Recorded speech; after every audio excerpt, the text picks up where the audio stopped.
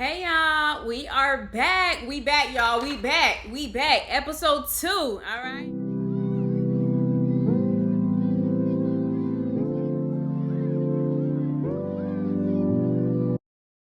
All right. So if you are new, hey y'all. Hey, my name is Gerline, owner of Blue Haven Salon, located here in Jacksonville, and we are in our business series. Okay, and so did I even share the title? I don't think I even shared the title of the business series. However, I'm gonna put it right here. All right. And so we are in episode 2, and we are talking about systems. All right, systems so that we are able to run a smooth salon. If you are new, make sure you hit that subscribe button and like this video and share it with anyone you feel like would benefit from this series. All right. So what is a system? Simply put, a system is a repeatable process that you follow all the time. I'm going to share with you 6 business processes that you should be able to follow. Let me know in the comments if you have another business process that I did not list in this, because I'm curious to know, because I feel like there's always opportunity for growth. You hear me? Always room for improvement, right? Let me go over the first one, which I hope you guys like. This is important. This is so important. And it's a booking system. Simply put, you need a booking system. That is where your clients will see, or potential clients are able to see, your policies, your prices, your services. They're able to book their appointment. And this system that you have should be able to send you alerts, emails, a text notification to say that, hey, somebody booked an appointment. It should also give you access to reports to be able to see, okay, what is your projected income, and any other things that you need to see as far as like, okay, cancellations, new clients, all that jazz. This booking system should be able to give you all of that access. Something else that your booking system should be able to do is house all of your client data, such as their email address, phone number, address, if that's something that you collect from them, first and last name, their gender. Some booking system even actually have emergency contact data. So all of that is really powerful information that your booking system should be able to give you the ability to have to run a smooth salon. Now, if you are new to my channel, I do have a video where I talk about the best, in my opinion, one of the best softwares for beauty professionals. Now, this software do have options to, like, if you're a personal trainer, you are able to use this software for that as well. However, if you are running a salon, I've had StyleSeat, I've had Schedulicity, I have not used Acuity, I have not used Booksy, and I have not used, what's another popular one? Gloss Genius. I have not used those 3 because once I got to Fresha, I ain't went nowhere. I have not gone anywhere since then. And let me tell you, if you need to really get an in-depth review on Fresha, I'm gonna link that video below so that you can really get a good overview of some of the things that you're able to do with Fresha.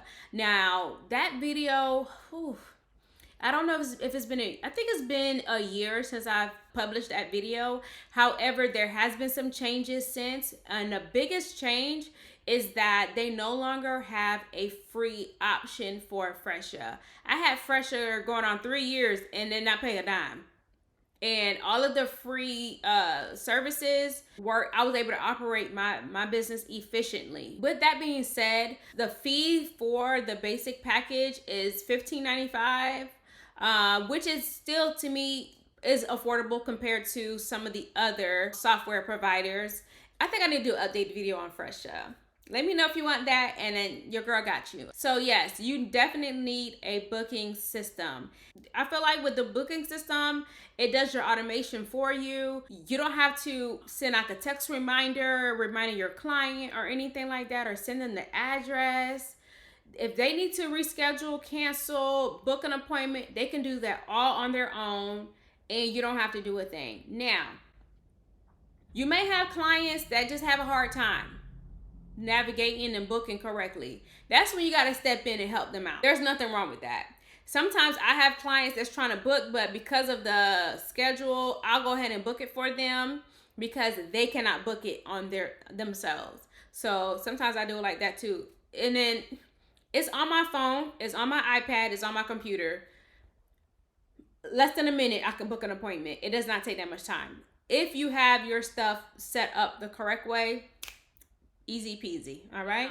Onboarding system. Onboarding system or your intake form. You want to be able, and that's in your booking system as well, all right? But it's really important for you to have an actual like client consultation form. And the client consultation form is very important for your new client specifically because you are able to gather as much information up front so that you are able to do what you need to do with that information, okay? Because sometimes based off of the client consultation form, I'll cancel an appointment. I would never just cancel an appointment and not talk to the client. It gives me an opportunity to be like, okay, you have this concern, this is your concern. Okay, let's have a conversation. So 2 examples of why your client intake form or your client consultation form is important. And I feel like with Fresha, you can actually tailor the questions that you want your clients to answer, and you can make it like mandatory, meaning like you can't submit this form until you answer this question. And if they put NA or whatever and that's not the answer you want, then you can do as you please with that information. You can either call them, text them, email them to follow up, to be like, hey, I really need this information. And then you can then go back and input that information into that client profile. And so here are 2 examples I'm going to give you for your client intake form. And so the first one is, and these are real life examples. I'm not making this up. So I had one client, she was new, but she had like a consultation, a virtual consultation with me, but now she was actually booking an actual appointment, right? And so when she booked it, that's when I was looking at the notes and everything like that. And I was just like,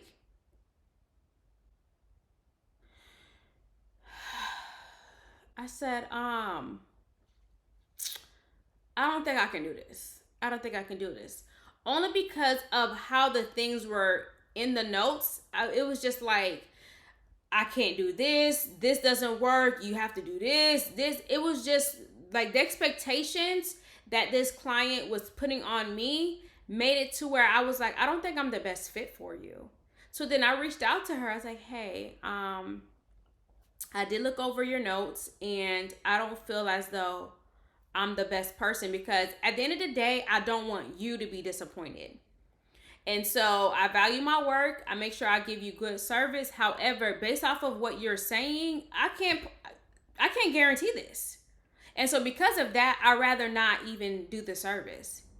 And so then that created the dialogue that needed to be had so that she can be clear on what she wanted, and then I'm clear on what I'm able to provide to you. So that's important, because had she come in here and I did not get that information, yeah. Another example, y'all, I just lost train of thought. I forgot what that second example was. Give me a minute. Okay. All right. We're back. Your girl is back. Okay. So the second example, one of the questions that I have on my consultation form is, okay, when was your last professional visit to a stylist? That's important for me to know, because we are coming from COVID. Okay, we're still dealing with the aftermath of COVID. And so you have clients that tell you, I have not seen a hairstylist since before the pandemic. So for me, I'm like, okay, so I know what condition your hair may be in. So it just lets me know, okay, so let's dive a little bit deeper. Then the style that they actually booked. So I had the client, she booked a silk press. You booked a silk press. You have not seen a stylist. Your hair has been in braids, wrapped up, head wraps under a hat for the past X amount of years. So you can already imagine like the state of like no trims, none of that. And so you want to book a silk press. So yeah, it's just allowed me to communicate with the client to say, hey, we may have this issue dealing with the service that you're booking, you know, but we can get you on a routine. We can do this, we can do that. So I'm not gonna just hit you with a hard no. We're gonna have a conversation as to what is gonna be best for you. All right. So you see how all of that helps you run your business. So your clients is not coming in and you're surprised, they're surprised. No, we know exactly what we're dealing with beforehand. Okay, so really take the time to really see what services that you offer and those questions that you need to be able to ask them so that you and your clients are properly ready for the service. All right, so this one is my favorite one. So this is your client experience system. All right, so sometimes we do this naturally, but we don't put a title to it. All right, so your client experience system. All right, so for me, I am in the process of renovating my garage into my salon, and y'all, like I have some client experiences that I'm not gonna say it now, but you can kind of see I'm excited. So I have some new things that I'm gonna be implementing only because of the flow and the layout, it allows me to do this, and so I am like super excited to roll that out. Basically, you want to have a whole system of what your client experiences from the moment they walk in into the moment that they leave. All right, and then even, you know, once they leave, they may get a text to say, hey, thank you for booking with us, please tell us about your service and all that good stuff. So yeah, what is your client experience? So this is something that I did a few years ago. I do not do that now, only because I do not have the products any longer, but I would give my client like a take-home gift, specifically my new clients. And the take-home gift was just like a comb, a rat tail comb, and it had my salon name on the comb. And so I gave them that. I had a water bottle, I had a snack, and if they did not want the snack, they at least took the water. So they took a water, and then the water varied between like the Fiji or Voss. Those were the two waters that I kept in the salon for my clients. And then it was kind of funny to see my clients' reaction because, you know, if my friends came in for the first time, they're like, "Ooh, yeah, that Gucci water, okay."